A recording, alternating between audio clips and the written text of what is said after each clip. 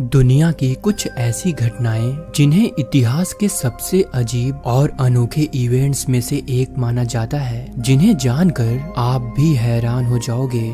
Number 1, एक ऐसा radio station जो लगभग 40 सालों से एक ही बजिंग साउंड रिपीट कर रहा है, जिसे द बजर के नाम से भी जाना जाता है। इस स्टेशन के सिग्नल को पहली बार 1980s के आसपास रसिया के शॉर्टवेव फ्रीक्वेंसी पर सुना गया था। तब से ये बिना रुके एक रेपिटेटिव मोनोटोन बज ब्रॉडकास्ट कर रहा है। लेकिन ये सिर्फ एक स्टैटिक बज नहीं है। कभी कभी इस बजिंग के बीच एक मेल वॉइस रसियन में क्रिप्टिक मैसेज बोलता है, जिसमें नेम्स, नंबर्स और कोड्स होते हैं। जैसे एक बार ये मैसेज सुना गया था,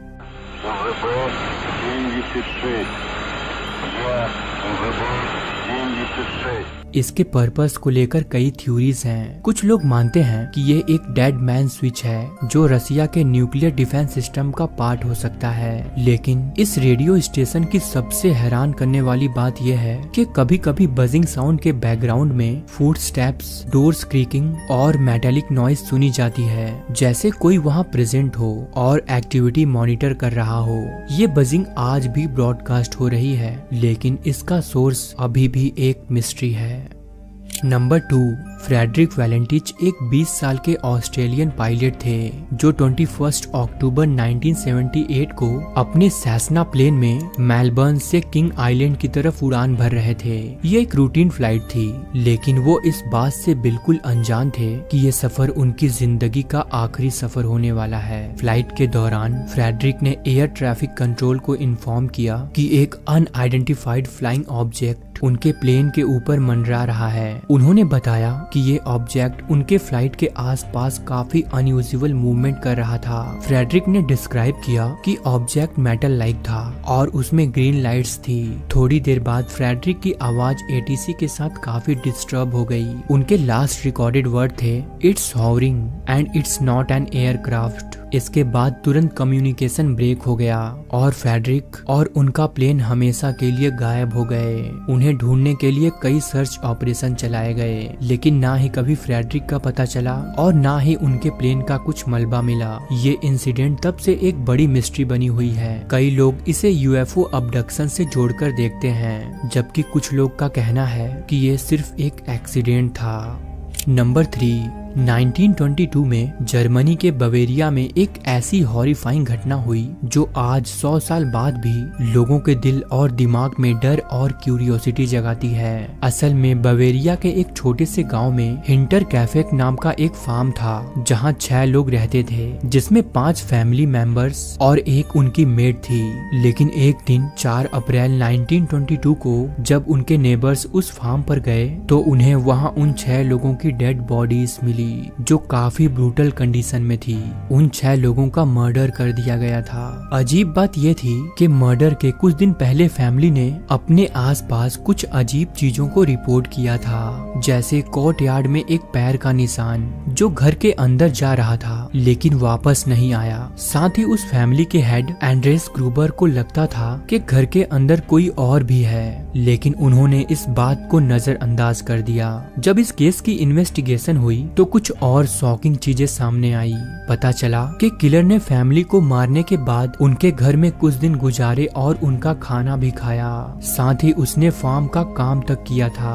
बॉडी मिलने से 4 दिन पहले यानी 31 मार्च को उनका मर्डर किया गया था। ये इन्वेस्टिगेशन काफी लंबे समय तक चली, लेकिन इस हॉरिफाइंग क्राइम का मास्टरमाइंड कभी भी पकड़ा नहीं गया। नंबर 4, फ्रेडी जैक्सन इंग्लैंड के रॉयल एयरफोर्स का एक मैकेनिक था, लेकिन 1919 में एक एक्सीडेंट के दौरान उसकी डेथ हो गई थी। उसकी मौत एक प्रोपेलर लगने से हुई थी। उसके स्क्वाड्रन के लिए ये एक बड़े शौक का वक्त था, लेकिन काम और ड्यूटी के बीच जिंदगी चलती रही। फ्रेडी के फ्यूनरल के कुछ दिन बाद स्क्वाड्रन मेंबर्स ने एक ग्रुप फोटो ली, जैसे वो हर मिशन के बाद करते थे। लेकिन जब वो फोटो डेवलप हुई तो सभी के होश उड़ गए। उस फोटो में एक फेस शैडो फिगर की तरह नजर आ रहा था। जब यूनिट ने उस फोटोग्राफ को देखा तो उन्होंने तुरंत ही उस फेस को पहचान लिया, क्योंकि वो कोई और नहीं बल्कि खुद फ्रेडी जैक्सन था। फोटो को देखकर स्क्वाड्रन के मेंबर्स स्टनिड रह गए। उनका कहना था कि फ्रेडी एक चेयरफुल और लॉयल इंसान था और शायद वो अपने साथी लोगों के साथ अपनी लास्ट गुड बाय कहने आया हो। कुछ स्केप्टिक्स का कहना है कि ये एक डबल एक्सपोजर का केस हो सकता है जो ओल्ड फोटोग्राफी टेक्निक्स के दौरान कॉमन था, लेकिन इस थ्योरी को इस बात से चैलेंज किया जाता है कि फ्रेडी का फेस बिल्कुल क्लियर और आइडेंटिफाइबल कैसे था। ये एक एक्सीडेंट बिल्कुल नहीं लगता। नंबर 5, लेबनान के बाल्बेक में एक ऐसा मिस्टीरियस स्टोन स्ट्रक्चर है जो एंशिएंट इंजीनियरिंग और अनएक्सप्लेनेड फिनोमेना का एक परफेक्ट एग्जाम्पल है। ये स्टोन ऑलमोस्ट 1000 टन्स का है, जो दुनिया के सबसे बड़े और हैवी स्टोन्स में से एक माना जाता है। लेकिन इसमें सबसे इंटरेस्टिंग बात यह है कि ये स्टोन इतना मैसिव होने के बावजूद किसी पुरानी सिविलाइजेशंस के लिए इसे मूव करना कैसे पॉसिबल रहा होगा।